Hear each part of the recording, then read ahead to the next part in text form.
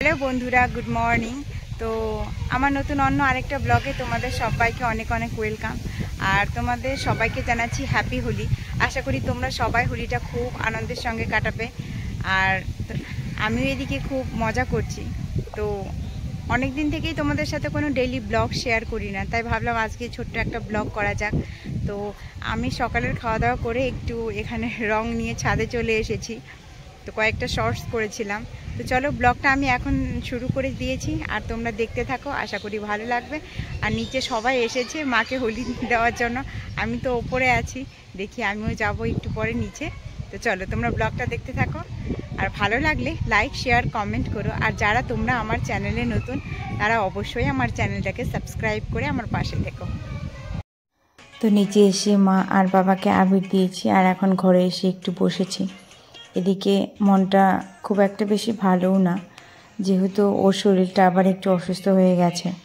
তাই এখানে দেখো মাথায় তেল জল দিয়ে চুপচাপ বিছানায় শুয়ে আছে, যার এখন বাজারে গিয়ে হোলি খেলার কথা। তো কালকে রাত্রে এমন অবস্থা হয়েছিল যে হসপিটাল পর্যন্ত যেতে হয়েছিল আমাদের রাত্রেবেলা। তো যাই হোক, সেই কথা ছাড়ো। তো ব্লগটা এনজয় করতে থাকো তোমরা সবাই। আর এই কুকুরটা আমাদের 2-3 বাড়িতেই থাকে, আর দেখা আছে না যাচ্ছে না। তো ওকে রং দিয়ে দে, একটু দিয়ে দে এটাকে।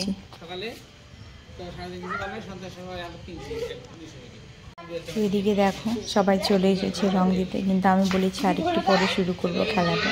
তো চলো, হ্যাঁ তোমাকে একটু দিয়ে দেই, একটু দেই না, একটু একটু দেই,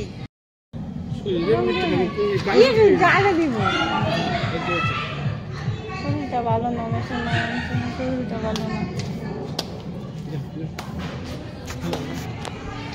একটা ছবি উঠবো না, আসো না একটা, পরে কি করে উঠবো, তোমার সাথে উঠবো।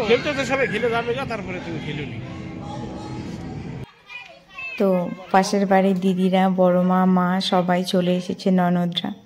তো এবার ভেবেছিলাম বিয়ের পরে প্রথম রং, নিজের বরকে তো ভূত বানাবোই, কিন্তু ওর শরীর ভালো না।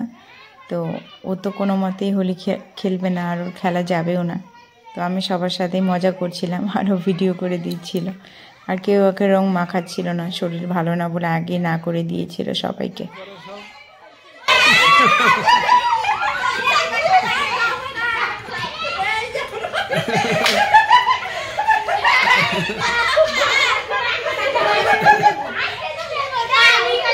দাও দাও,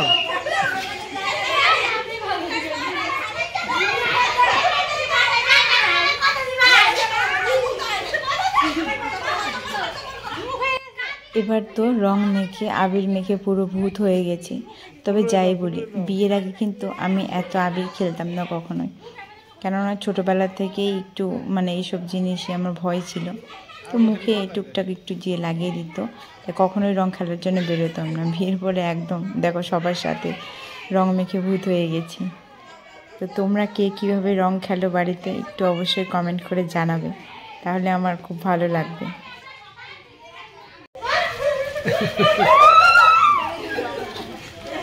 রং আলেছে না তো, রং দিয়া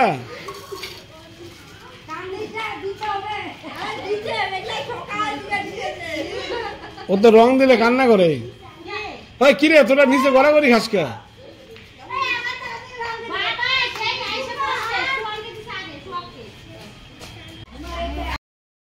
আবির মেখে এক একজনের চেহারা এরকম হয়ে গেছে যে নর্মাল যদি রাস্তায় কেউ দেখে তবুও চিনতে পারবে না।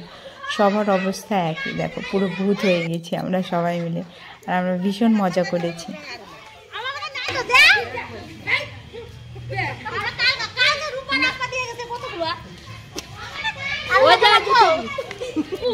এই রঙটা ভালো ফুটে।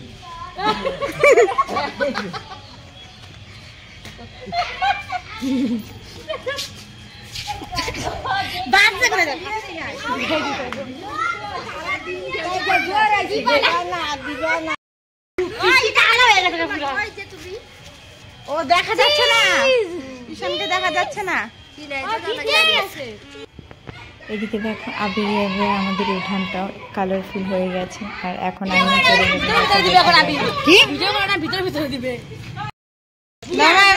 যাবো। ওঠো। তো এখন একটু ক্যামেরার সামনে শাশুড়ি দিয়ে আমার রং মাখামাখি হচ্ছে, দেখো মাও পুরো ভূত হয়ে গেছে।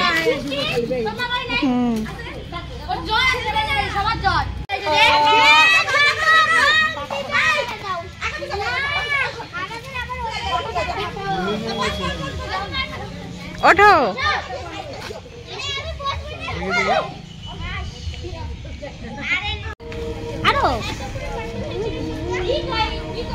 দেখি সোহাগ, তুমি কাকে দিচ্ছ রং? মাম্মামকে রং দিচ্ছ? এই বাবাকে দাও রং, বাবাকে দিয়ে দাও।